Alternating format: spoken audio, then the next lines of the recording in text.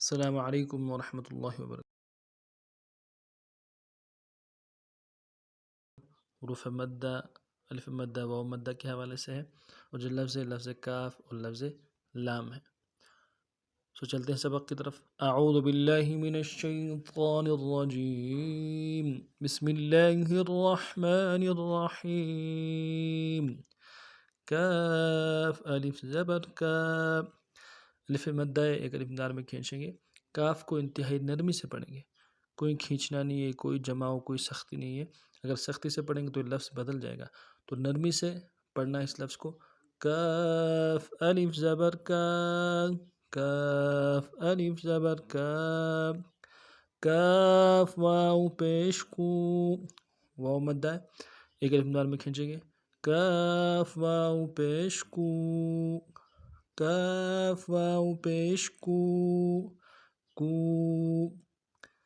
کاف یا زیر کی، یا مدہ ہے، ایک الف دار میں کھینچیں گے۔ کاف یا زیر کی، کا، کو، کی۔ اگلا جو لفظ لام ہے، لفظ لام کو بھی نرمی سے پڑھیں گے۔ الف مدہ ہے، اس کو ایک الف دار میں کھینچیں گے۔ لام الف زبر لا، لام، لام الف زبر لا، لام، لام واو پیش لو، واو مدہ ہے، ایک الف دار میں کھینچیں گے۔ لام واو پیش لو، لو، لام یا زیر لی، لام یا زیر لی، لی، لام، لو، لی۔ اب پورے سبق کو رواں پڑھتے ہیں۔